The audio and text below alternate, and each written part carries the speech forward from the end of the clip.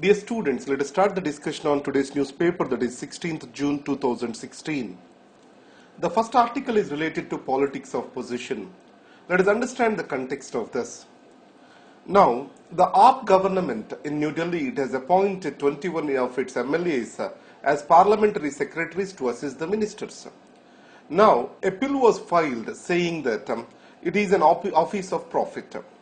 Now, the objective of the office of profit is to separate the executive and legislative functions and to maintain the legislative control over the executive effective. If the executive positions are occupied by the legislatures, obviously the legislature will not be in a position to effectively control the government of the day. So, to uphold the separation of powers and checks and balances, so the legislative members shall not occupy or take up any governmental positions. So in this context, providing for the parliamentary secretaries, is it violative of these checks and balances?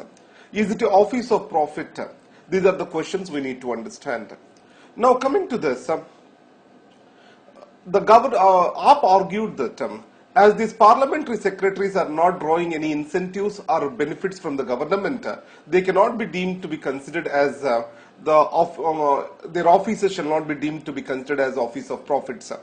On the other side, if we clearly observe, many of the states even offering benefits to the parliamentary secretaries, then how come AAPs is an issue?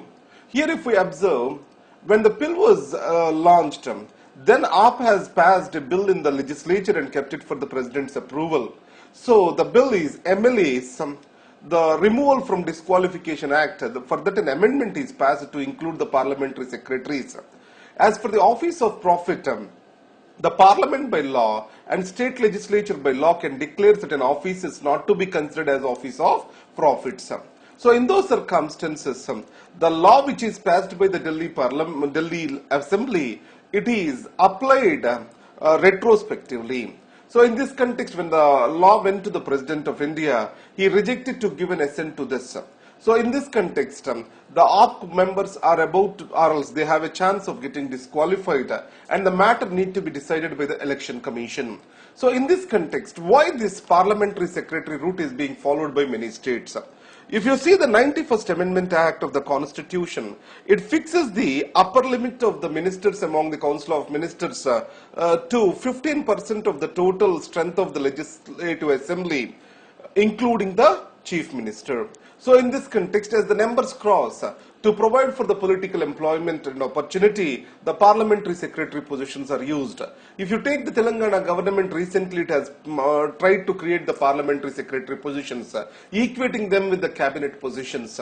And even in West Bengal, the same is the approach. Gujarat, from long we have these parliamentary secretary positions. So, in the process, there shall be a clarity on what are the functions or what is the status of parliamentary secretaries and definition of office of profit, a clear-cut definition. And the second thing is the governments of the day shall not compromise on the constitutional values such as separation of powers and checks and balances. The new civil aviation policy. The three goals of the new civil aviation policy are bringing affordability, connectivity, and ease of doing business. In this context, with regard to connectivity, the age-old 5/20 rule has been scrapped, 0/20 rule has come up. The 5/20 rule says that an aircraft carrier, it shall have a minimum operations of 5 years duration and shall possess minimum of 20 aircrafts to take up the international routes. Now, any new air carrier can come into the international routes if it has minimum of 20 aircrafts or if it assigns 20% of the total fleet for the domestic operations, whichever is higher. It makes AirAsia and Vistara eligible to conduct the operations on the international routes. The second is, under the regional connectivity scheme, so if airlines are connecting the regional centers, which have the flight duration of less than 1 hour, the total maximum cost has been capped at 2,500 rupees. And it will be levied based on the duration of the flight. If it is less than 30 minutes, it will be 1,250. Like that, it will be based on duration of the flight. And added to that, Now, within 5 hours, beyond 5,000 kilometers from Delhi, if flights need to be operated, it will be on a open skies basis where mutual engagement is being made, or mutual reversal of the benefits. What does this mean? Now, to what extent they offer the open skies to us, to that extent we are also going to offer the open skies to them. So for example, Europe and SAARC, these are going to benefit from this, and even ASEAN countries can get benefited from this. So here, there will be a reciprocal basis of arrangement where they provide for the access to airports and the number of seats, and then we provide for the similar seats and access to our airports in India.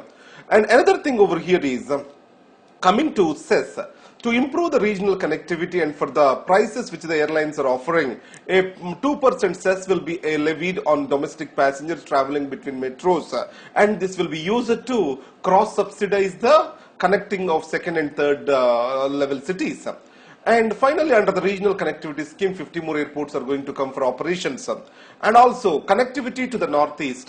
So among the total fleet of the airlines, 10% of the flights which are being connecting between metros shall be allocated for operations to Northeast, Jammu and Kashmir, etc. So these are the various things which are being spoken up in civil aviation policy.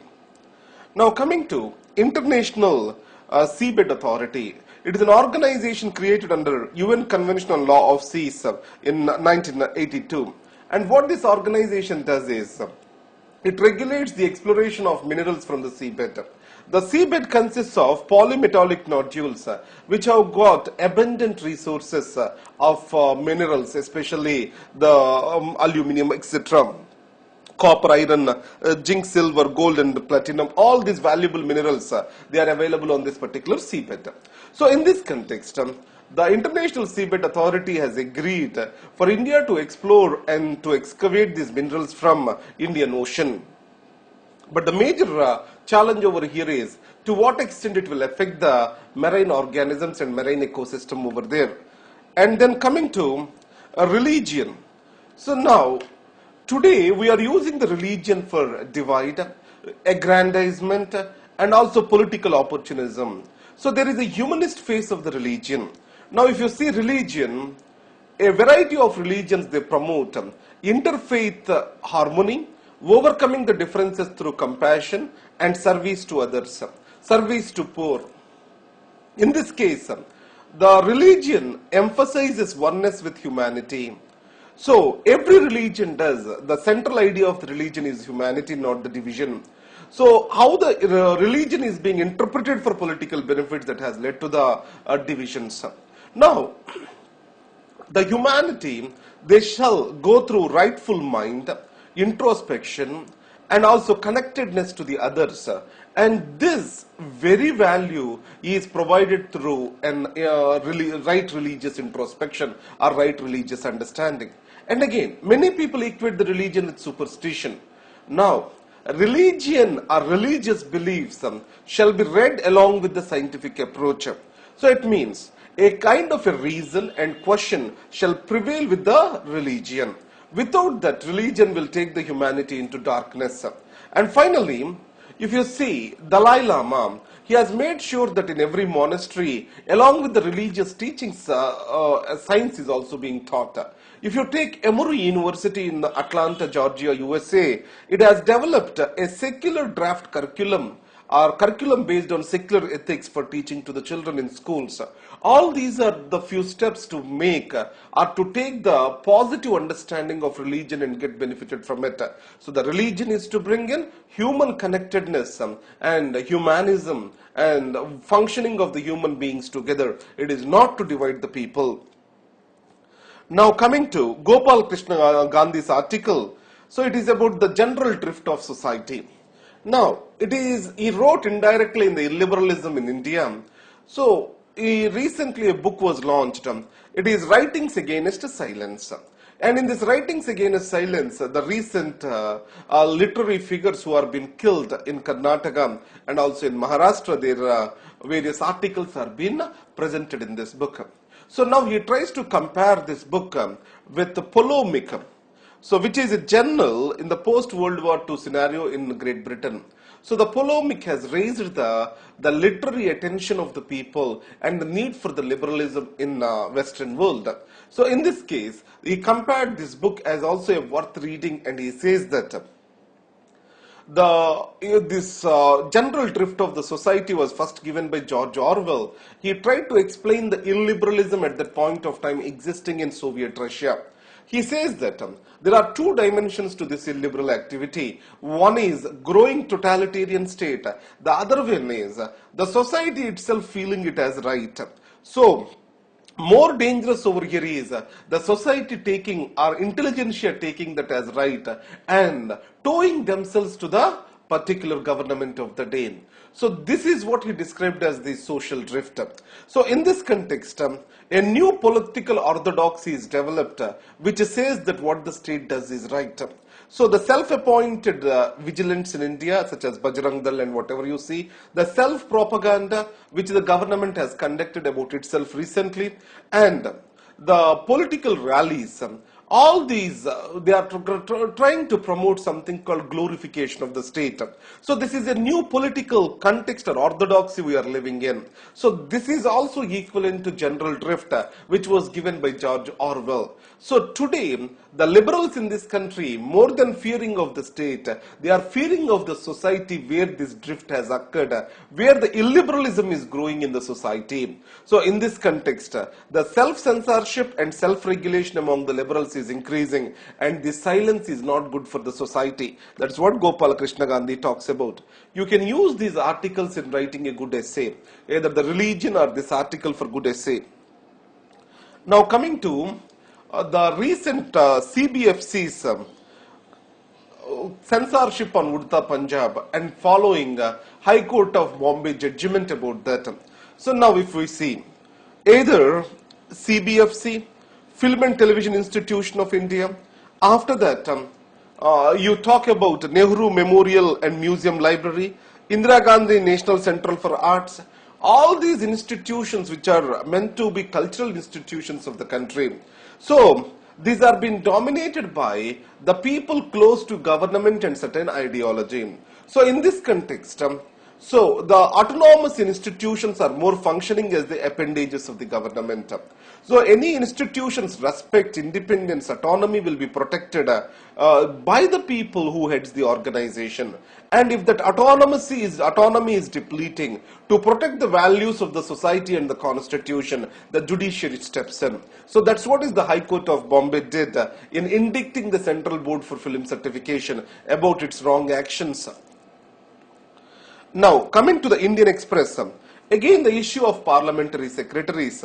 So the parliamentary secretaries, the major problem will be, so it can be an office of profit. Office of profit, it is going to be against to the checks and balances and separation of powers.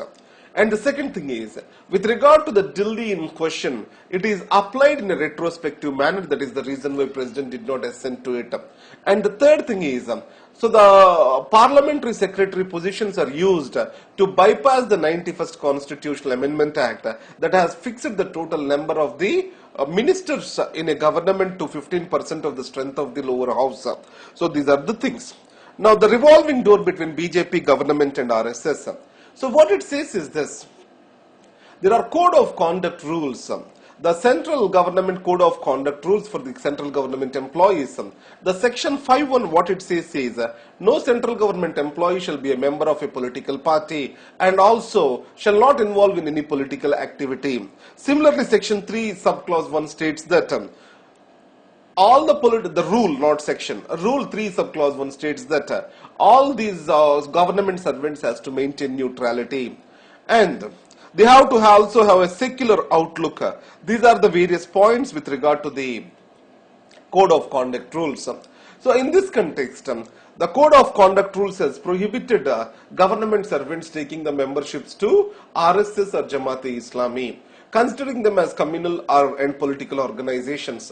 But now RSS, it has declared itself as a cultural organization, so there shall not be any inhibition on the government servants to join it as a member. That's what is expressed by the RSS now. Coming to reshaped by the invisible hand, let us see what are the achievements of the government on economic front. So the fiscal deficit is at 3.9%, it is the lowest, and foreign direct investments around reached $68 billion. And on the other hand, with regard to the sectoral developments, this hydro energy exploration policy is been made, and then Uday scheme, and then relaxation of the FDI norms. All these are the various positive developments which are been brought by the NDA government. Added to that, the deregulation of the diesel prices, FDIs into defense and railway sector, all these are the positive developments. So these are the articles for today. Thank you very much.